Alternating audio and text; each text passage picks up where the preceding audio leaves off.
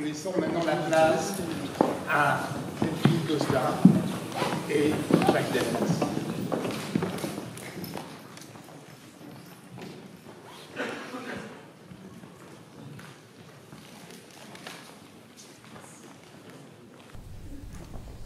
Alors bonsoir mesdames, bonsoir messieurs, monsieur le procureur.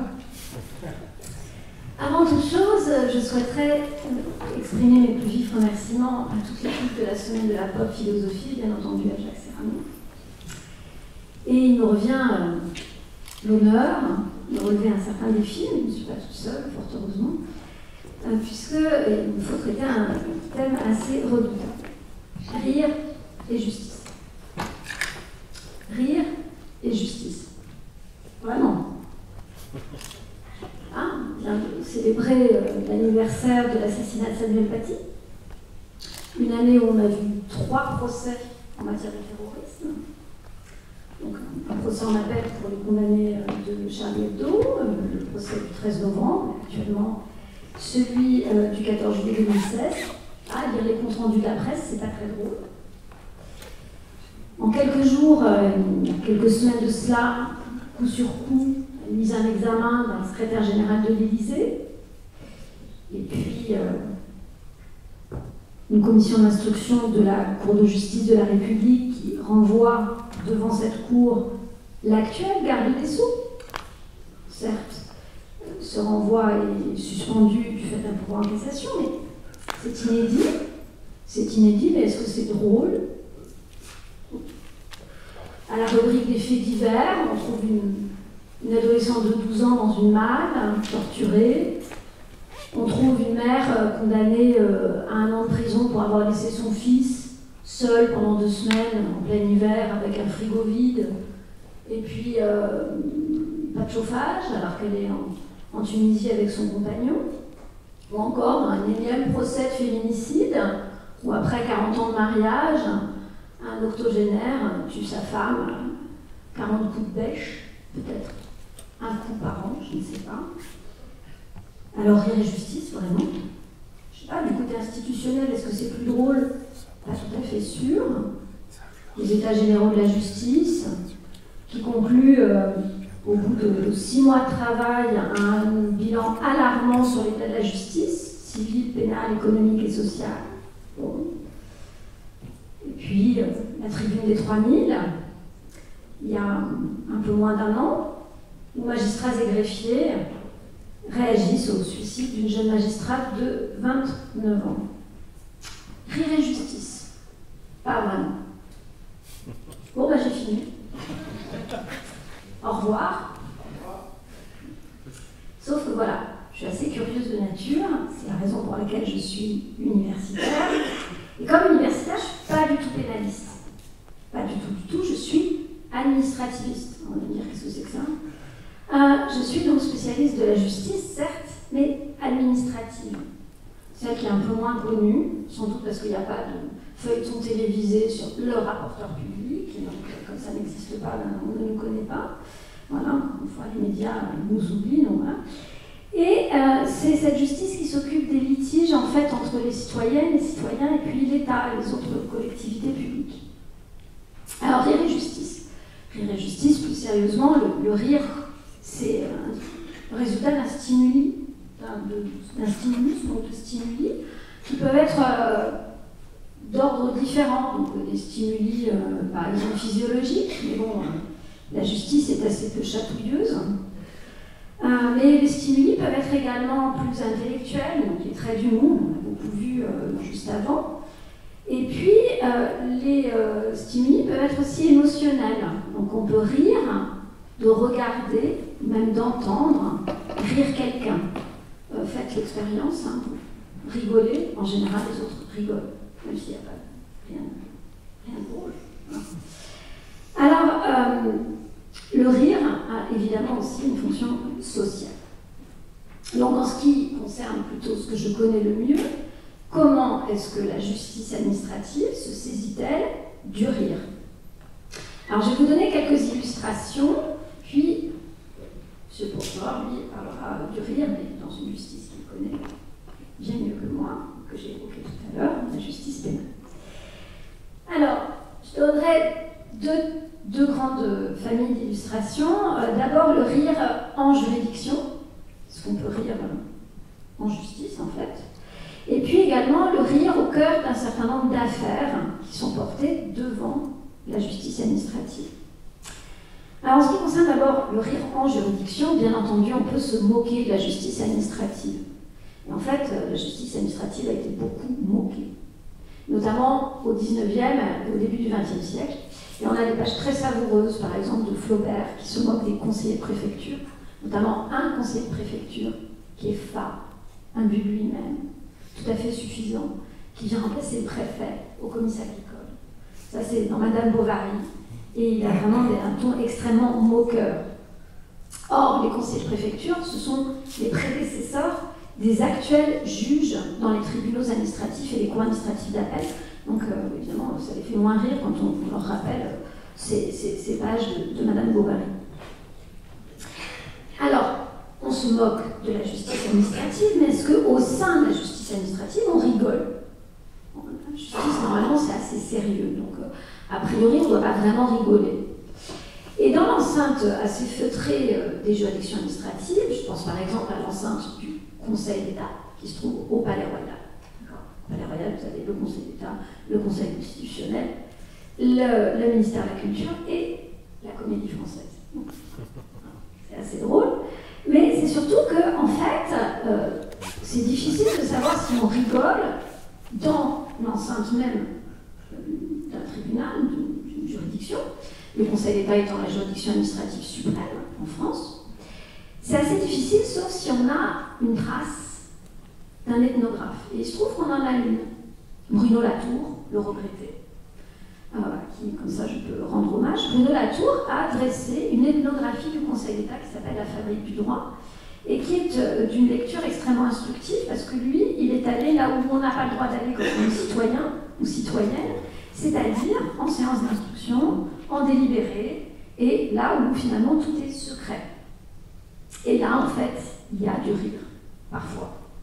Alors évidemment, c'est un rire qui est tout à fait particulier, et notamment, il y a des moqueries entre magistrats. Alors, il ne faut pas dire magistrat pour le Conseil d'État, il faut dire membre du Conseil d'État. On m'en voudrait sûrement pas. Alors, parce qu'il y a des générations différentes, parce qu'il y a des parcours différents, notamment au Conseil d'État, ceux qui sortent de l'ENA, parce qu'à l'époque ça s'appelait l'ENA, et puis il y a ceux qui viennent du tour extérieur, des anciens préfets, etc. Et donc, il peut y avoir comme ça des conflits de génération, et ils se moquent un peu les uns des autres. Et c'est surtout qu'il peut y avoir de l'humour. Et donc, à un moment donné, Bruno Latour écrit ceci: ça bascule dans l'humour et dans la question de la gestion du stock. Ça va l'air drôle comme ça. Mais le traitement se déroule donc entre deux personnes, donc un commissaire du gouvernement, qui marque bien l'ambiguïté de la situation en utilisant ironiquement le verbe hésiter. Donc, vous voyez où le rire va se loger dans une séance d'instruction. Quand on utilise ironiquement le verbe hésiter. Tout ça pour dire qu'il y a beaucoup de stock, mais ce qui veut dire s'il y a beaucoup de stock, c'est qu'il y a beaucoup de travail. C'est ça qui, ironiquement, doit faire rire les uns et les autres. Bon, c'est difficile d'en savoir davantage, mais peut-être que M. le procureur pourra nous aider à comprendre comment on rigole au sein même d'une juridiction. Par contre, à savoir s'il est possible de rire avec les magistrats, quand on est soi-même en audience, quand on est justiciable ou dans le public. Ouh là là, le code est tout à fait clair là-dessus. Le code de justice administrative, parce que oui, ça existe, le code de justice administrative, vous ne savez peut-être pas, mais il existe aussi un code des juridictions financières, donc, dont la lecture est tout aussi drôle. Eh bien, rire en audience, c'est inconvenant, voire illégal. Je vous lis le code. Les personnes qui assistent à l'audience doivent observer une attitude digne et garder le respect dû à la justice. Il leur est interdit de parler, sans y avoir été invité, de donner des signes d'approbation ou de désapprobation, ou de causer quelque désordre que ce soit. Or, bien entendu, le rire peut causer du désordre. Donc, en somme, rire dans la justice administrative, ça ne semble pas très fréquent. D'accord ? Alors, on va se demander maintenant si les juridictions administratives s'occupent du rire. D'accord ? Donc, est-ce qu'il y a des affaires où le rire est objet de discorde. Et effectivement, il y a un certain nombre d'affaires qui prêtent à rire, ou au contraire des affaires où le rire est au milieu même de ce qui cause le problème juridique, d'accord? Donc la question pour laquelle on va voir le juge. Et paradoxalement, ces affaires en fait peuvent être les mêmes. Alors sur les affaires qui prêtent à rire, il y a un contentieux qui est un contentieux très, je vais dire, confidentiel, et à juste titre, qui est le contentieux des changements de nom. Depuis la première version du Code civil, il y a un article 61 qui permet de changer son nom, et qui change pour des raisons qui tiennent à l'intérêt en fait, de la personne. Et donc, une personne qui a un intérêt légitime à changer de nom peut demander à en changer. Et l'autorité qui peut autoriser ce changement de nom, c'est le Premier ministre par décret. Et le décret peut être contesté devant ce fameux Conseil d'État.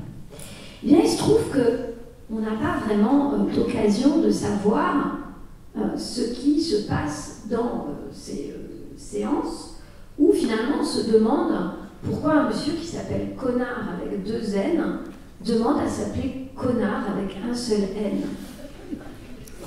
Je vous laisse y réfléchir. Oui. C'est curieux, mais c'est comme ça. Peut-être que le double N est beaucoup plus perturbant. Alors il y a un autre contentieux, c'est le contentieux de l'interdiction de diffuser des films en dessous de 16 ans ou en dessous de 18 ans. Et là, en fait, quand on a ce type de contentieux, les magistrats doivent regarder les films. Donc des films ultra-violents, des films pornographiques, pour savoir si effectivement on doit interdire leur diffusion au moins de 18 ans ou au moins de 16 ans. Et là, ce qui est assez amusant, c'est de voir la manière dont les magistrats réagissent. Donc par exemple, pour un film qui s'appelait Saut 3D, je crois, donc en plus c'était un film d'horreur, avec des tas de meurtres très sanguinolents, qui était en plus en 3 dimensions. On est en immersion complète dans le film d'horreur. Et bien, les magistrats de la Cour administrative d'appel relèvent un humour grand guignolesque. Et donc, comme ils estiment que c'est un humour grand guignolesque, ils estiment que l'interdiction au moins de 16 ans suffit, le Conseil d'État, lui, trouve que c'est pas drôle du tout, et que là, on doit l'interdire au moins de 18 ans. Et surtout, ce qu'il faut imaginer, c'est que les membres de la juridiction regardent tous en même temps, en projection privée, un film porno, voilà, ou un film d'horreur. Bon. Alors, je ne sais pas ce qui va l'emporter entre la gêne et le rire, mais je vous laisse y réfléchir. Alors, ça m'amène à un domaine où le rire est présent, on va dire, pas omniprésent, mais présent, qui est le domaine de la police des divertissements. Quand on parle de police, on ne parle pas que de police judiciaire, on parle aussi de police administrative. La police administrative, c'est celle qui permet de prévenir les atteintes à l'ordre public. Et cette police-là, elle relève des autorités administratives. Et donc, quand il y a un litige, quand il y a un problème, c'est le juge administratif qu'on va voir. Eh bien, ici, il y a une affaire, comme je suis professeur de droit public, il y a une affaire qui fait toujours rire les amphis. Alors, c'est comme le sketch que vous avez vu tout à l'heure. Parfois, on se demande même pourquoi les gens rient, puisque l'affaire, c'est celle du lancer de nains. En fait, c'est tellement connu parmi les étudiants qu'ils attendent ce moment où ils vont pouvoir rire de cette attraction qui est le lancer de nains. Or, le Conseil d'État est très clair en 1995, il considère que, parce que c'est une vieille affaire, l'attraction du lancer de nains, qui consiste à faire lancer un nain par des spectateurs, conduit à utiliser comme un projectile une personne affectée d'un handicap physique et présentée comme telle. Par son objet même, une telle attraction porte atteinte à la dignité de la personne humaine. L'autorité investie du pouvoir de police peut donc l'interdire, alors même que toutes les mesures ont été prises pour assurer la sécurité de la personne et que la personne est consentante et qu'en plus elle le fait contre rémunération, c'est-à-dire qu'en fait c'est son gagne-pain d'être lancé par le public. Donc là, le rire, on va le trouver à plusieurs moments. D'abord, si l'attraction existe, c'est qu'elle fait rire, c'est la première chose. Et ensuite, le Conseil d'État, lui, vous explique que cette attraction, elle est en fait contraire au principe de la dignité de la personne humaine, donc on ne devrait pas en rire, au contraire. Et c'est la raison pour laquelle on peut l'interdire. Et c'est là qu'on va retrouver Dieudonné. Dieudonné, il y a des affaires très célèbres qui ont été jugées par le juge administratif. Je ne vous parle pas de lorsqu'il a été condamné pour incitation à la haine raciale. Je vous parle de spectacles qui, en 2014, ont été interdits. Précisément parce que son spectacle pouvait, en fait, constituer des infractions, et notamment l'infraction d'incitation à la haine raciale. Et donc le préfet, vous avez un préfet et deux maires qui ont interdit son spectacle, et bien entendu, Dieudonné et sa société de production ont porté l'affaire en justice, et donc c'est arrivé jusqu'au Conseil d'État. Et donc on a eu 3 ordonnances de référé du Conseil d'État en janvier 2014. Et le Conseil d'État estimait que, bien entendu, il a estimé qu'on pouvait légalement interdire le spectacle de Dieudonné. Pourquoi? Eh bien parce qu'ici on a une mise en balance entre 2 grands principes. L'ordre, que j'ai cité, donc l'ordre public, et puis la liberté d'expression. Alors qu'est-ce qui doit l'emporter? La liberté d'expression, on peut rire d'un certain nombre de choses, comme de ce qui même peut tomber sous l'infraction d'incitation à la haine raciale. Et l'ordre public, est-ce que le fait de rire de ce type de choses ne peut pas causer des troubles à l'ordre public? Et dans cette mise en balance, en janvier 2014, le Conseil d'État a estimé que l'ordre l'emportait sur la liberté. Et notamment, il a précisé que le spectacle en question méconnaissait des principes auxquels précisément il incombe aux autorités de l'État de veiller.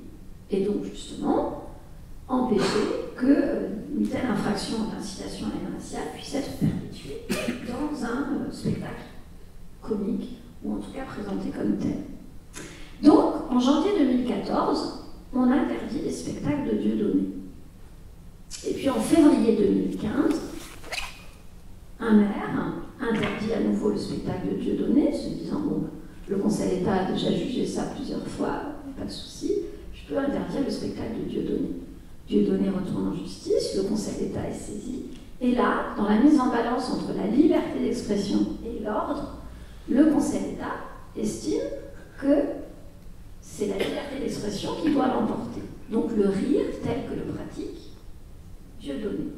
Alors qu'est-ce qui a changé entre janvier 2014 et février 2015? Plusieurs circonstances. La première circonstance, c'est que en un an de spectacle, en fait, il n'y a pas eu de plainte déposée pour incitation à la haine raciale, et aucun des spectacles qui a eu lieu n'a troublé l'ordre public, en effet. Donc il y a des circonstances purement factuelles.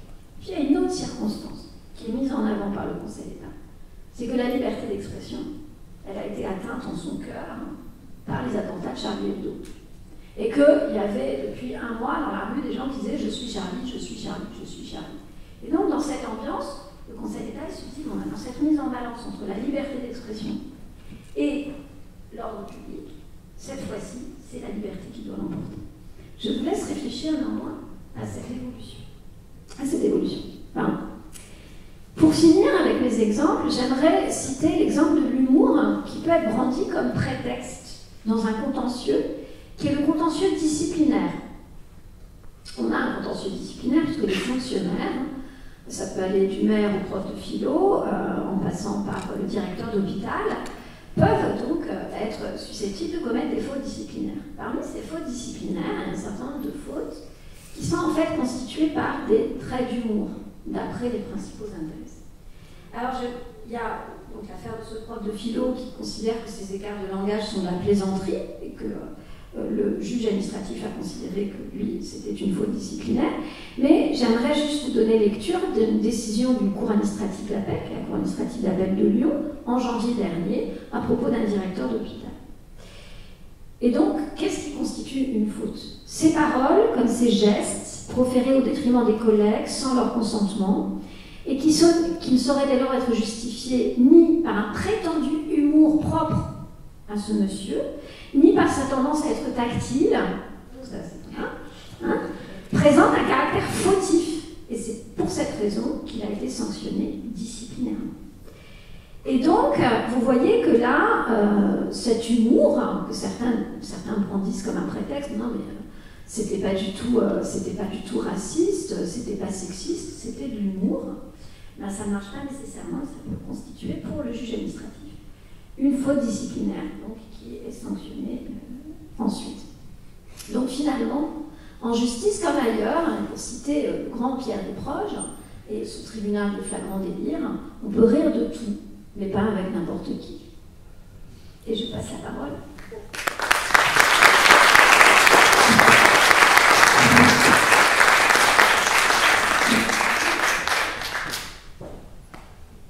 Merci beaucoup. Je voulais remercier Jacques Serrano de m'avoir de nouveau invité, comme il l'avait fait il y a 3 ans, pour intervenir dans cette semaine. Il y a 3 ans, j'avais parlé d'un sujet qui pouvait choquer aussi. Le titre, c'était « L'assassin est-il si différent de nous ?» Et je crois que la question, malheureusement, revient très souvent dans l'actualité. L'assassin, le meurtrier, c'est pas forcément l'autre, ça peut être soi-même. C'est un autre débat. Et donc, quelques réflexions sur Rire et Justice, peut-être en complément de ce qu'a dit Madame Costa. J'ai malheureusement, moi, plus pleuré que ri à Marseille, puisque comme tous mes prédécesseurs et malheureusement mes successeurs, j'ai été très souvent sur des scènes de crime, notamment des règlements de compte qui endeuillent régulièrement la ville, et j'ai vu plus les ravages, enfin la mort, que des gens prêts à rire ou à sourire, et ça, fait partie malheureusement du métier de juge judiciaire, d'être confronté, de procureur en particulier, d'être confronté très directement à la mort accidentelle, mort criminelle, suicide, c'est un peu le quotidien d'un procureur. Alors, quelques réflexions là-dessus. J'aimerais partir de 2 citations que je trouve très bien. L'une de Georges Wolinski, qui, vous le savez, est mort dans l'attentat de Charlie Hebdo, qui a dit une chose et qui a beaucoup dessiné, et d'ailleurs, je pense qu'un certain nombre de ses dessins, comme d'autres, seraient difficilement publiables aujourd'hui. Il a dit que l'humour est le plus court chemin d'un homme à un autre. Je pense que c'est une jolie phrase, parce qu'effectivement, la façon de rire, ça permet de rapprocher les personnes. Et puis une autre citation d'un grand philosophe, Henri Bergson, vous savez, qui a écrit sur le rire. Je vous invite d'ailleurs à lire cet ouvrage, qui est formidable. C'est une phrase que j'ai souvent utilisée dans mes discours officiels, vous savez, qu'on tient dans les palais de justice, lors des audiences de rentrée. Le remède spécifique de la vanité est le rire. Je crois que ça fait du bien de rire parce que ça ramène à une forme d'humilité dont on a souvent besoin, et en France peut-être plus que d'autres, je crois. Alors le rire comme élément majeur de lien social, c'est évidemment, on est tous d'accord, ça a été dit par nos brillants prédécesseurs, facteur de rapprochement, de compréhension entre les êtres humains dont on dit assez qu'ils ont le propre de rire, puisque le rire, l'animal, a priori, même la hyène, ne rit pas véritablement, c'est l'être humain qui a ce privilège. Alors le rire, c'est évidemment un garde-fou, un retour à la condition première, je le disais, à l'humilité et même à une forme d'animalité, ça a été dit aussi, corporelle, gestuelle. Et effectivement, j'ai revu il n'y a pas très longtemps le film Le nom de la rose, qui s'inspire du roman d'Umberto Eco, qui est très bien, où le moine en chef, entre guillemets, reproche justement à l'être humain de rire, qui en fait le fait grimacer et le fait ressembler à un singe. Donc l'animalité n'est pas compatible avec l'humanité, alors que me semble que le rire est justement nécessaire à l'être humain, mais c'est la religion chrétienne avec le tabou du laisser-aller corporel qui est le rire. J'ai une question, devons-nous nous méfier du rire? C'est la question fondamentale. Le rire, on s'en méfie, on en a tous besoin, et tout le monde rit. Je plains les personnes qui ne rient pas. Ça fait toujours, ça interroge sur la personne en question. Devons-nous nous méfier du rire? Alors je voulais traiter très rapidement 3 aspects du sujet rire et justice. En poursuivant ce qu'a dit Delphine, c'est le rire exprimé publiquement qui va être l'objet d'une décision de justice, qui va être critiqué, qui va être dénoncé, qui va être poursuivi. Un autre aspect, le rire qui peut être le fait du juge, qui s'autorise à se laisser aller à un bon mot, ce qui pose des questions. Et enfin, le rire qui est nécessaire, je pense, comme relâchement dans l'attention et dans la tension de l'audience. qui peut être un moment extrêmement tendu, d'une grande émotion. Et le rire est là pour apporter là aussi une forme de détachement. Donc le rire jugé, le rire moqueur et le rire libérateur, qui me semble utile à tout être humain et notamment aux juges dans ces moments très particuliers que sont les audiences publiques, qui sont aussi d'ailleurs une forme de théâtre judiciaire, il ne faut pas l'oublier. Ça fait partie de l'acte de juger, qui est un acte public auquel on peut assister et qui peut s'apparenter d'une certaine manière à une pièce de théâtre de plus ou moins longue durée. Quelques mots sur le rire jugé, évidemment. Alors les affaires, elles sont très nombreuses, et il y en aura toujours sur l'intervention de la justice, sur des productions littéraires dans le temps et autres qui ont fait l'objet de poursuites judiciaires. On peut citer beaucoup d'auteurs. J'ai retrouvé une citation de Beaumarchais qui, dans Le Barbier de Séville, fait dire à Figaro « Je me presse de rire de tout, de peur d'être obligé d'en pleurer ». C'est une jolie phrase aussi. Et de tout temps, les censeurs, les inquisiteurs ont été très nombreux à dénoncer et à agir à justice, ce qui est le cas évidemment aujourd'hui. Et je me dis toujours, que seraient Reiser, Gottlieb, les grands dessinateurs très sarcastiques aujourd'hui? Leurs albums publiés il y a 20, 30 ans, je crois qu'ils étaient très, très directs, très violents, et je crois que la plupart, ces dessinateurs auraient du mal à publier leurs dessins aujourd'hui, et pourtant ils font rire parce qu'ils se moquent de tout. Évidemment, sur le plan pénal, vous l'avez dit, on a tout un florilège de qualifications d'infractions pénales. Vous savez qu'en France, on produit beaucoup de normes pénales. Le code pénal s'enrichit d'année en année, 10 000, 15 000 infractions, il y en a en permanence, et tout le monde y va de son projet pour pénaliser, condamner, poursuivre quelqu'un. Alors le texte réprime la diffamation, l'injure publique, l'outrage public, les provocations à la haine, etc., etc.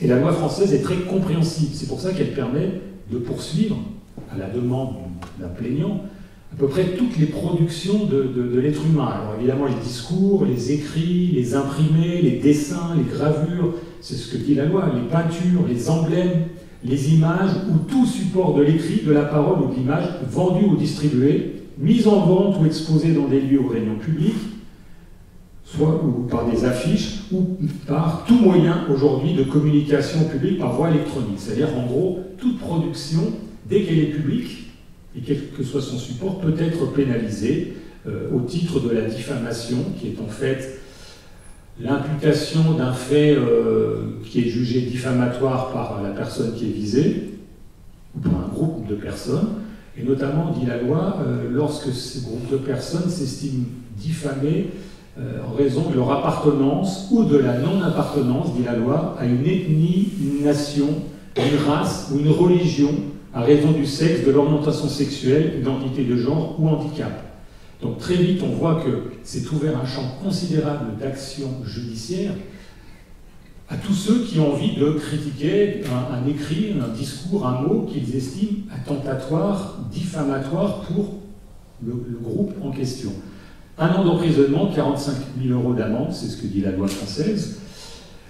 Elle se rajoute à cela la pénalisation de l'injure. Si vous injuriez de façon publique, même l'injure privée d'ailleurs est aussi punissable, mais l'injure publique, c'est l'expression outrageante, l'invective gratuite qui ne renferme l'imputation d'aucun fait précis, c'est ça la diffamation. L'injure, c'est se considérer comme gratuit, comme attentatoire à sa personnalité. Et évidemment, Dieudonné, mais également Ciné, qu'on a oublié, le dessinateur, Guy Bedos, Guy Carlier et beaucoup d'autres se sont retrouvés devant un tribunal parce que, dans un sketch, ils ont injurié, entre guillemets, enfin c'est cette manière que présente le plaignant, un groupe de personnes. Ça a toujours existé, hein. Louis-Philippe, on l'avait présenté sous forme de poire, vous vous souvenez, c'était la poire qu'un caricaturiste avait, et ça avait valu, à l'époque, 19e siècle, des poursuites pénales, notamment sous l'appellation d'outrage au chef de l'État, qui a disparu aujourd'hui, Fort heureusement, ce qui n'est pas le cas dans beaucoup de pays étrangers, où sans prendre un dictateur en place aujourd'hui, ça peut vous amener en prison, voire même à une exécution. À toutes ces infractions se rajoute la provocation à la haine, à la discrimination, les apologies de crimes, apologies de terrorisme, qui évidemment, et là les peines peuvent monter jusqu'à 5 ans d'emprisonnement, peuvent aller très loin et faire l'objet d'actions judiciaires si on estime que tel écrit, tel dessin, tel propos est provocateur. Toujours pareil, en raison de l'appartenance vraie ou fausse à une ethnie, une race, une religion, etc., etc. Donc un champ considérable qui s'est élargi ces dernières années. C'est le législateur qui a souhaité, dans la loi du 29 juillet 1881 sur la presse, élargir le champ pénal comme on le voit dans beaucoup d'autres domaines. Alors évidemment, le droit à l'humour, vous l'avez dit, c'est le corollaire de la liberté d'expression, et c'est heureux. C'est aussi la liberté de communiquer des idées, drôles ou non, c'est la liberté de faire rire, c'est le droit de critiquer, d'attaquer, de choquer, et qui est évidemment inséparable de la liberté d'expression artistique. J'ai visité la maison il y a quelques semaines, la maison de Salvatore Dali, vous savez, près de Figueres, où c'était de la provocation, hein, et même certains ont pu être blessés par ces images, des accumulations d'objets bizarroïdes, mais c'est aussi une forme de liberté d'expression qu'on peut apprécier ou ne pas apprécier, et c'était le cas de tous les créateurs qui ont pu choquer par des choses d'ordre scatologique, pornographique et autres. Jusqu'où va cette liberté d'expression artistique? Et on a dit que le droit à l'excès devait être reconnu dans une démocratie, et notamment dans le domaine de l'humour, puisque par définition, l'humour, c'est aussi un excès, c'est un dépassement, c'est ce qu'a dit M. Mongin. On accepte la caricature, le pamphlet, le pastiche. On sait que les humoristes ont besoin pour exister de l'exagération. On le voit avec des caricaturistes qui vous font votre portrait en accentuant votre nez, votre forme du visage, et c'est une forme d'outrance, et l'outrance est nécessaire au créateur et à l'humoriste. Si on ne l'accepte pas, si on n'accepte pas fondamentalement l'humour, évidemment l'humour, quand il vous vise vous avez plus de mal à l'accepter que quand il vise autrui. Je constate d'ailleurs qu'un certain nombre d'humoristes aujourd'hui se moquent volontiers des autres, mais un peu moins de facilité à accepter d'être moqués, même chez certains humoristes qui ne sont pas si marrants lorsqu'ils sont eux-mêmes concernés, comme quoi, effectivement, les humoristes ne sont pas toujours des gens drôles. Je crois que c'était le cas de Louis de Funès, qui n'était pas un grand marrant, et pourtant il a fait rire, et il fait rire encore beaucoup de monde. Donc, déformer le trait, forcer la réalité, c'est une nécessité de l'humour. Et donc le juge administratif, le juge judiciaire est obligé de prendre ça en considération, et la justice reconnaît globalement un droit à l'irrespect et à l'insolence, ce qui est propre de l'humour.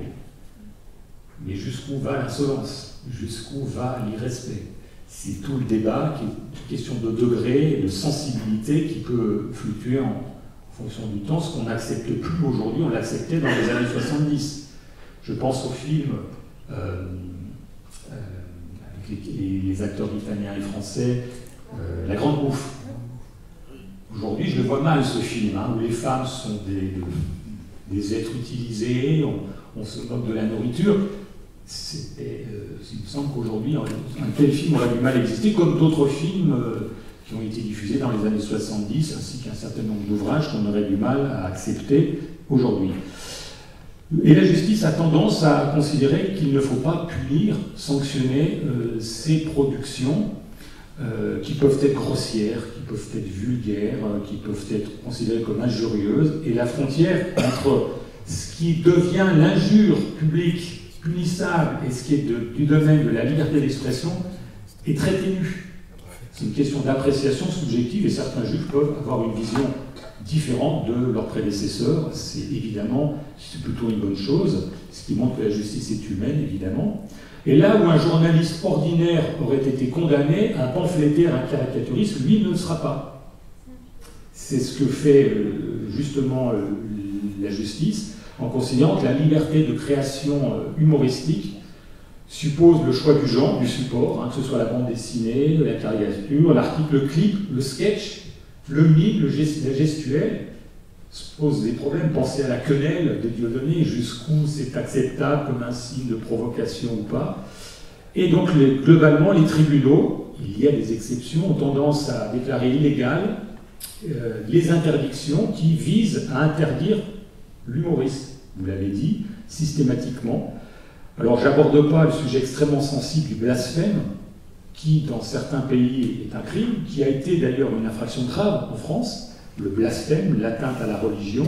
Et là encore, il y a une distinction qui est faite entre la critique de la religion qui est admissible, de type caricature, qui n'est pas illicite dans un État laïque, je dis bien laïque, à distinguer de la critique des fidèles, qui, elle, peut être considérée comme une injure ou une provocation qui, elle, est punissable. On peut critiquer la religion, mais pas les fidèles. Ça devient beaucoup plus spécieux et dangereux que de s'en prendre aux adeptes de telle ou telle religion. C'est-à-dire qu'on peut outrager le divin, mais pas insulter les croyants. C'est un petit peu en résumé notre législation et nos jurisprudences, encore une fois avec des exceptions. Un mot sur le rire moqueur. Les acteurs du procès judiciaire sont tenus par un serment notamment de loyauté, de dignité et même d'attention à autrui. Vous savez, les avocats ont liberté de parole. Le procureur, lui, a aussi une liberté de parole, mais il est soumis à un devoir de réserve, il ne peut pas tout dire. Et évidemment, le président de l'audience, lui, a un devoir d'impartialité, et il doit éviter l'humour blessant, moqueur, humiliant. Il faut donc se méfier de l'humour caustique, de la blague qui sera mal comprise par le justiciable. Et ça arrive que par forme de lassitude professionnelle, ou pour faire un bon mot, le président se laisse aller à des termes qui peuvent être pour lui humoristiques, mais qui sont très mal reçus par le justiciable. D'ailleurs, le Conseil supérieur de la magistrature, qui est l'instance disciplinaire de la justice judiciaire, explique qu'il faut faire attention au respect du justiciable dans le choix des mots et du ton utilisé à l'audience. Dans ces réquisitions, le procureur doit aussi être sévère avec le justiciable, mais il doit respecter la personne du justiciable, même si c'est le pire des malfaiteurs ou quelqu'un qui est très critiquable. Et le Conseil supérieur de la magistrature dit bien que la liberté de parole n'autorise ni les insultes, ni la vulgarité, et que les magistrats, dit-il, doivent s'abstenir de tout comportement ou propos portant atteinte à la dignité de la partie civile, la victime, du prévenu ou de l'accusé, ainsi que des témoins, ainsi que toute expression à caractère discriminatoire, discriminant. J'ai connu un collègue qui s'était moqué d'un manouche qui comparaissait à l'audience pour vol en disant qu'en gros, même s'il avait la queue du rat qui lui sortait de la bouche, il dirait qu'il est innocent. C'est des propos qui m'ont valu des poursuites disciplinaires à l'intéressé. Et il faut se garder, et ça peut arriver dans un moment de fatigue ou parce qu'on croit être le plus malin, de se laisser aller une parole malheureuse. Et donc, le magistrat doit être attentif à ses propos, à ses commentaires, à ses gestes. Ça peut être la gestuelle, qui peut être considérée comme blessante, humiliante, condescendante, agressive, méprisante. J'en termine avec le rire libérateur. Le sujet que je viens d'évoquer, ça renvoie à la déontologie, tout simplement de la personne, à sa modération et à son sens de l'humanité. Il y a aussi le rire nécessaire à l'audience. Et là, il y a vous trouvez beaucoup sur Internet des formules et des choses assez amusantes. Alors, on a sorti, par exemple, une phrase d'un avocat de partie civile qui disait que, publiquement, j'ai envie de dire au prévenu, lisez Jean-Paul Sartre pour apprendre l'idée que l'on peut agir sur son destin. Sinon quoi, dit cet avocat, les enfants violés deviendraient des violeurs, les enfants tués deviendraient des tueurs. Qu'est-ce que sort l'avocat à l'audience? Formidable. J'espère qu'il l'a fait exprès d'ailleurs en disant cette deuxième partie de la phrase. Un avocat de la défense qui dit que concernant la détention d'armes de guerre, ma cliente a compris, elle a pris du plomb dans la tête. Alors, je pense qu'il l'a fait à dessein, peut-être que la cliente n'a pas trop apprécié. C'est un bon mot qui, à un moment, décontracte. Le président qui dit, ce sont des formules réelles, j'évoque, vous avez refusé, dit-il à l'accusé, de répondre à l'enquêteur de personnalité en disant que ces questions étaient connes. Connes. Vous répondez aux miennes, dois-je me sentir flatté? Formidable expression du président qui rétorque à l'accusé que, voilà, C'est plutôt un sens de la répartie assez formidable. Une présidente d'audience qui dit à l'accusé, vous incriminez le destin, et ça fait 5 fois que le destin vous croise en possession de cocaïne. Jolie phrase aussi, formidable. Ça, on retrouve ça dans les bêtisiers ou dans les recensements de phrases comiques. Là aussi, il y a des phrases, formules, alors là, qui font rire tout le monde, quand ça émane du prévenu ou de la victime. Je connaissais ses problèmes psychiatriques, dit la victime à l'auteur, mais je ne pensais pas qu'il allait incendier ma maison. Je ne veux pas le mettre en porte-à-feu. Formidable. Ou un prévenu qui dit on n'était pas très amicalement amis. Autant de formules formidables qui, je pense, sont utiles. Alors ça peut surprendre, même choquer, mais on le sait, et je l'ai vécu dans les procès les plus tragiques, les plus dramatiques, le rire fuse. Et il est très vite contagieux. C'est-à-dire que, de la même manière qu'il y a une chape de plomb qui pèse sur l'audience quand on aborde des choses terribles, des détails sordides, c'est un silence, et puis, brutalement, dans la minute qui suit, ou dans le quart d'heure qui suit, une formule, tout le monde éclate de rire, comme si on avait besoin de se libérer d'un poids énorme d'émotions, de tragédie, de tragique. C'est une forme de respiration, je crois, même dans une audience, qui peut choquer quelqu'un qui viendrait, et tout le monde rit, la salle, tout le monde, les avocats. C'est des moments de lâcher prise qui me semblent nécessaires. Donc on doit, et on peut rire dans une enceinte judiciaire. Certains ont dit que c'était un phénomène de défense, qu'il fallait, face à des faits insupportables, pouvoir à un moment ricaner, se mettre à distance. Ça peut être aussi un rappel à l'ordre social, c'est ce que d'ailleurs personne n'a dit. Il faut qu'il y ait des endroits où on puisse rire, et notamment les endroits où on juge les autres.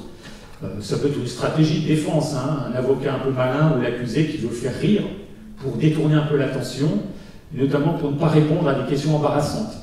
C'est une stratégie, hein, on évite l'évitement, ou pour obtenir la sympathie des jurés. Tout ça, c'est une forme d'expression nécessaire qui renvoie aussi, pour certains, une forme de supériorité sociale. On pense qu'en riant, on maîtrise les choses. Ça peut être dangereux, ça, parce que les jurés, eux, sont issus du peuple, comme vous le savez, et le rire un peu trop subtil au 2e degré peut être mal compris, mal apprécié par ceux qui vont juger l'auteur. Donc c'est une forme de protection, de détachement nécessaire.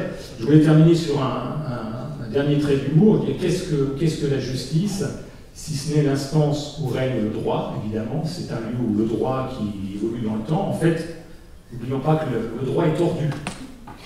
Le droit, ce n'est pas rectiligne, il est tordu. Il est tordu parce que dans le droit judiciaire en particulier, on fait du retors, du compliqué, de l'alambiqué, de l'incertain. On va juger des faits complexes qui sont improbables.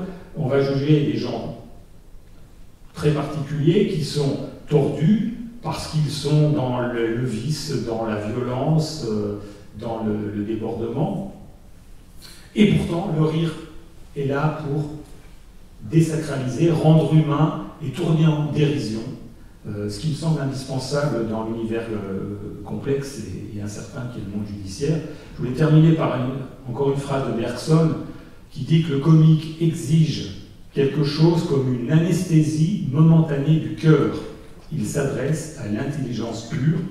Soyons donc heureux de savoir que le rire nous rend intelligents. Merci à vous.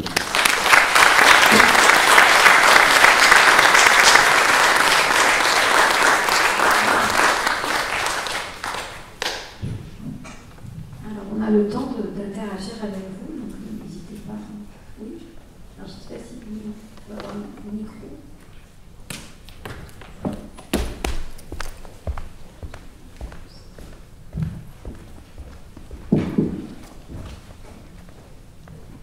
Oui, bonsoir. J'aimerais avoir votre opinion en tant que procureur. Je suis là. Oui, parce que vous êtes à contre-jour.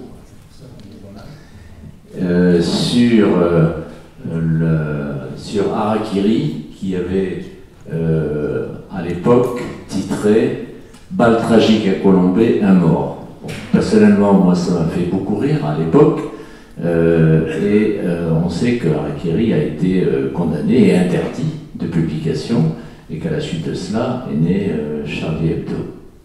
Merci. C'était pas piqué des verres, Harakiri. Hein.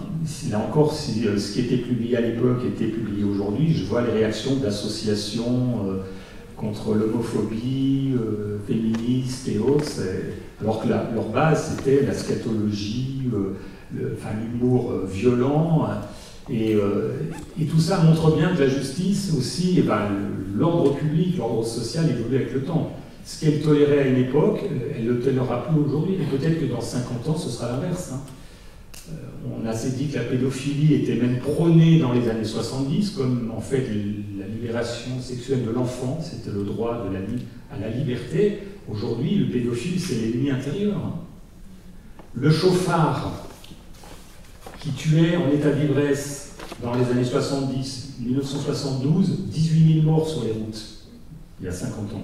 18 000 morts. Le chauffard, en état alcoolique, qui tuait 2 personnes, c'était 2 mois de prison avec sursis. Et tout le monde trouvait normal. C'est anormal. Aujourd'hui, c'est plusieurs années de prison. Donc, on pense toujours qu'on va vers plus d'assouplissement, de tolérance, c'est globalement vrai, mais il y a aussi des retours et des moments de rigueur qu'on ne connaissait pas dans le passé. Et donc forcément, si on fait un peu d'anachronisme, on va dire nos prédécesseurs, ils avaient tort, ils exagéraient, comme dans le 19e siècle, on a poursuivi Baudelaire pour offense à la morale publique, etc. Zola, il a été très critiqué pour ses portraits très réalistes. Quand on lit des récits du crime de Zola, c'est très costaud. Hein, sa description de la morgue de Paris dans Thérèse Raquin, c'est balèze. C'est d'ailleurs magnifiquement écrit.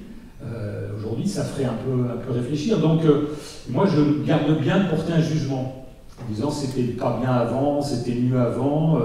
On n'est que le reflet de notre société, d'une époque qui, encore une fois, accepte ou pas. Mais quand je vois ce qui se passe dans les médias aujourd'hui, pas seulement les chaînes d'infos continues, mais les réseaux sociaux, etc., ça fait frémir. Et amusez-vous à faire quelque chose d'un peu provocateur, vous restez une bombe devant chez vous, ou une attaque d'un individu mal dans sa peau, dans sa tête, qui va venir vous attendre avec un couteau. Il se peut qu'à l'époque, aujourd'hui, si ces mêmes humoristes ils faisaient leur papier, ils auraient beaucoup de problèmes. D'ailleurs, beaucoup s'autocensurent à cause de ça. Ils se garderaient bien de provoquer la religion et d'autres domaines. Alors en même temps, si je puis me permettre, j'ajouterais que de fait, Charlie Hebdo est né de l'interdiction d'Harakiri. On voit bien que le rire, c'est une forme de résistance, et donc si on veut l'étouffer, il va évidemment ressusciter ailleurs et autrement, et de manière générale. Dans les dessins de presse, c'est très visible. J'avais vu une exposition comme ça un jour sur les dessins de presse sous l'occupation, où en fait, des dessins qui étaient des moqueries, etc., de l'occupant, mais pour pouvoir voir le dessin, il fallait plier le journal d'une certaine manière. Donc le dessin n'apparaissait que si on le pliait, voilà. Et donc, il y a toujours un moment, le rire et résistance, en fait. Et donc, oui, les choses évoluent, mais il y a une chose qui résiste, c'est que le besoin de rire est souvent quand même plus important que tout le reste. D'où Mariupol, d'où, voilà, c'est aussi, et c'est effectivement très libérateur. Et alors, moi, personnellement, j'ai vécu une expérience extraordinaire. Je suis cours en amphi avec parfois des auditoires plus importants encore que ce soir. Il m'est arrivé d'avoir un fou rire. Un fou rire en amphi, vous avez 600 personnes qui rigolent. Et vous ne savez pas pourquoi vous avez un fou rire, parce qu'un fou rire, ça vient de n'importe où. Et tout d'un coup, vous avez 600 personnes qui rigolent. Et je vous assure que ce moment de communion, en 30 ans de métier, c'est extraordinaire. Voilà. C'est hyper libérateur, quoi. Pour eux, pour elles, pour moi. Voilà. Une parenthèse. D'autres... oui.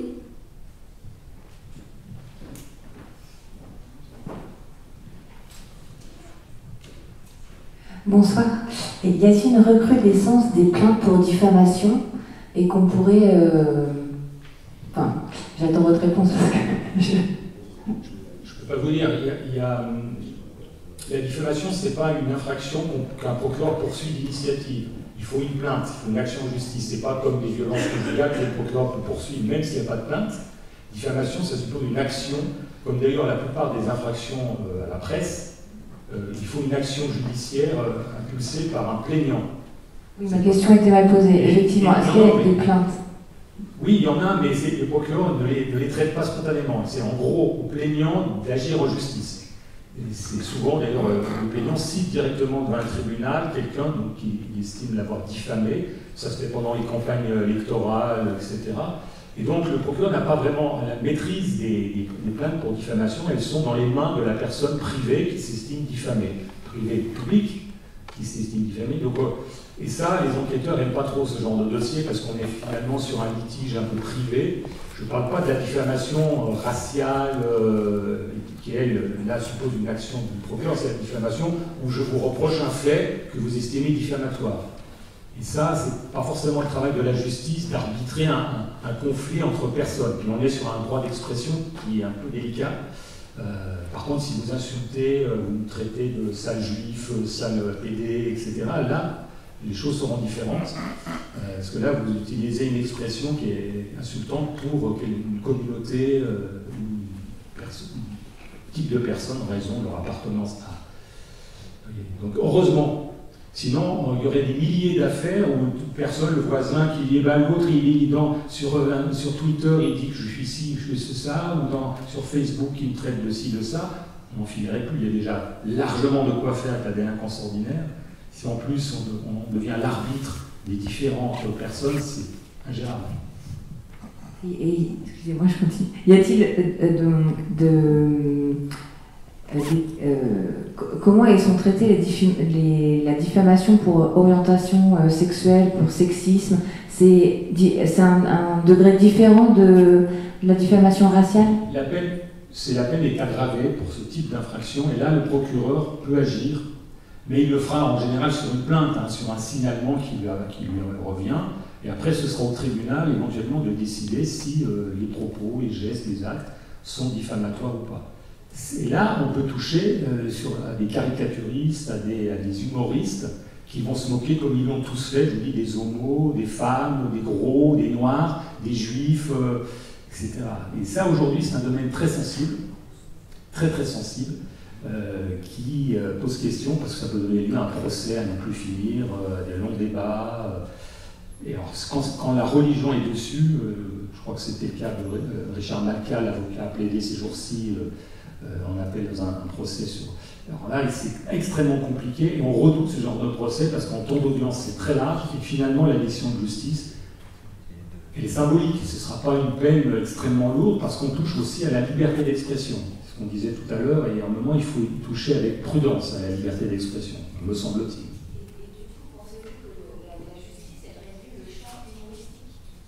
Non. Non, au contraire, je vous l'ai dit, et la justice, elle regarde si on est allé trop loin, si à un moment, c'est pas une critique d'un comportement, c'est des critiques de personnes. On peut critiquer l'islam, le christianisme, etc., mais si vous critiquez les adeptes, là, vous devenez punissable. C'est ce que dit la loi. Et après, c'est une question d'appréciation du juge. Est-ce que l'auteur est allé trop loin dans les termes utilisés? Est-ce que c'est insultant? Encore une fois, on tombe après très vite sur est-ce qu'on doit punir le caricaturiste? Est-ce qu'on doit interdire l'humour quand il va assez loin?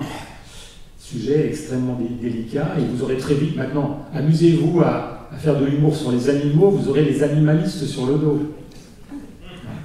Donner un coup de pied dans un chat, le dessiner, certains diront vous provoquez, oui. Et j'ajouterais que la justice n'est que le reflet de notre société. Donc c'est vraiment là, pour le coup, et donc les évolutions que l'on vit dans la société, eh bien, la justice va s'en faire l'écho, tout simplement. Hein. Donc ça, c'est vraiment... les juges, les magistrats, les magistrates sont des êtres humains comme les autres. Hein. Donc il y avait une question là, je crois. Oui, vous avez évoqué Bergson, donc le rire c'est le propre de l'homme. Vous avez évoqué le rire critique, modérateur, libérateur. Mais je vais décaler un petit peu ma question, enfin mon interrogation, c'est par rapport plus largement à l'humour et au second degré. En fait, la notion de second degré, parce que pas plus tard qu'aujourd'hui, j'ai adressé un mail que j'ai intitulé « Quadrature du cercle », et mes propos ont été interprétés au premier degré, alors que c'était une caricature. parce que la formule n'était pas connue de la personne, que c'est pas ce que c'était qu'une quadrature du cercle. Donc, je m'interroge sur la place de l'humour du second degré dans notre relation aux autres. Moi, il me paraît fondamental. Vous avez parlé du rire respiration, c'est un mouvement où il y a l'air, mais il y a le rire silencieux intérieur, l'humour, etc., et la distanciation. Et voilà, je réfléchis à ça et j'aimerais avoir votre point de vue sur la question. Il faut être prudent parce que le rire qui émane d'un intellectuel, il sera peut-être mal reçu par celui qui s'estime, qui n'a pas compris le terme, qui n'a pas compris la signification, le second degré. Méfions-nous de ça. Hein. Beaucoup. Le premier degré, deuxième degré, troisième degré. Oui, mais c'était du second degré. Donc il y a des gens qui vont le prendre très directement comme une agression. Oui. C'est ça qui est donc, on tombe dans une forme de subjectivité. Et après, on dira, est-ce que vous n'avez pas été imprudent avec ce type d'humour qui est mal reçu et c'est très très délicat, hein. Il faut être très prudent. C'est très délicat quand on est dans du rapport formel, hiérarchique, social, structuré, organisé, avec des liens, voilà. Maintenant, je pense que avec des gens dans une famille, dans une équipe, dans des relations interhumaines hors champ, enfin privé, je pense que ça me paraît un facteur de lien clé. C'est l'appartenance à un même humour, hein. C'est l'appartenance à une même caste en fait, on rigole des mêmes choses, voilà. Etc. Mais sinon, effectivement, c'est un rapport qui peut être vécu comme une très grande violence, c'est ce qu'on a vu dans la première intervention. Et donc, c'est extrêmement vexatoire hein, quand quelqu'un vous dit quelque chose que vous ne comprenez pas et que lui en rigole. Et donc, c'est extrêmement... Et qui n'a pas vu un adolescent toiser, je sais pas, un adulte en lui faisant un trait d'humour, et l'adulte ne trouve pas ça drôle du tout, parce que justement, l'adolescent va essayer d'inverser ce rapport, et c'est un rapport de force, et à la fin, il va dire « mais c'était de l'humour ». Voilà. Donc, et là, lui, ça fera rire ses copains, par contre, ça oui, ce sera roi de la récré. Mais par contre, l'adulte, ça ne le fera pas rire du tout. Quand on dit c'était de l'humour, c'est dangereux ça. Oui. Parce que ça veut dire que ça a été compris que d'un côté, que celui qui a émis ce trait d'humour, mais pas forcément de celui qui le reçoit, le policier qui se fait insulter, moquer, etc. Lui, il prendra ça comme un outrage. Alors que l'auteur dira oui, mais c'est ma façon de parler, j'ai voulu plaisanter, j'étais. Voilà, Moi je dis souvent aussi à des jeunes étudiants, faites gaffe, dans vos soirées étudiantes, tout le monde a son smartphone, si vous vous déguisez, vous faites un salut nazi, une connerie quoi, de jeunes, parce que vous avez bu un coup, ça peut vous amener de graves ennuis. Parce qu'après quelqu'un va filmer la scène, vous êtes déguisé, puis ça peut sortir après, des mois après, on vous dira regardez ce petit comportement. C'est arrivé à des hommes politiques, hein, de se trouver dans des situations de détente. Et on va dire c'est pas normal qu'il se laisse aller de cette manière. Vous voyez, on va dire bah, il picole, il fume, il est bizarre. La vie privée, à un moment, elle est presque résiduelle quand on devient un personnage public. Oui. Et il faut se faire attention à ça. C'est pour ça que je disais que les humoristes ont du mal à accepter qu'on s'en prenne à eux, alors qu'ils sont des personnes privées ordinaires, parce qu'à un moment, on pensera qu'on peut aussi parler d'eux en termes moins humoristiques. Est-ce que l'humour est réversible? Pas toujours. Oui, merci beaucoup pour cet éclairage, pour vous qui êtes dans la justice et donc qui est l'objectivation par la preuve. Donc c'est un éclairage particulièrement intéressant et complexe hein, comme sujet. Et Madame Costa a fait son introduction et puis elle a dit « Bon ben maintenant j'arrête, c'est bon. » Et bien moi j'ai ri. Intérieurement. Merci. Merci. Merci beaucoup pour vos deux interventions. Moi j'ai une question un peu provocatrice. Vous disiez que la justice était le reflet de la société. Et justement, avec le développement de l'individualisme, de la sensibilité toujours subjective et un peu relativiste, est-ce que pour éviter les conflits, il ne faudrait pas interdire l'humour? Ou on ne serait pas amené à interdire l'humour? Dans les dictatures, vous remarquerez, il n'y a pas tellement d'humoristes. Hein. Ils sont vite embastillés ou exécutés. Le dictateur n'aime pas celui qui se moque de lui. Et donc, le jour où on interdit l'humour, c'est grave. On revient des temps anciens, Inquisition, qu'on a connu en France. C'est une chape de plomb sur la liberté d'expression. Et donc, bien sûr, l'humour peut être excessif, peut être vulgaire, peut être débile, peut être vraiment très con. Mais ça fait partie de la vie d'une démocratie. Comme il y a d'autres aléas dans la vie démocratique, on peut être agressé dans la rue parce qu'on a une liberté d'aller et de venir, tout le monde n'est pas surveillé, contrôlé. C'est le propre d'une démocratie d'accepter la déviance, la marginalité. Et on parlait de fou rire. Est-ce que l'humoriste est un fou? On parlait du fou du roi, vous savez, qui faisait rire tout le monde. Le rire, c'est une forme de folie, et on a besoin, je crois, tous d'un peu de folie.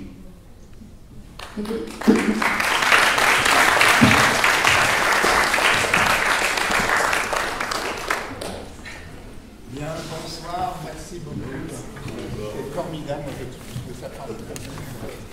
Eh bien, peut-être on se voit demain. Alors, demain, on pourrait se voir à Bibliothèque de l'Alcazar pour une réflexion qui est menée par les Chevaliers sur Claude François, et ou à la bibliothèque départementale sur les chansons que nous ne pourrions plus chanter. Il y en a beaucoup. Alors, bonne soirée, merci encore.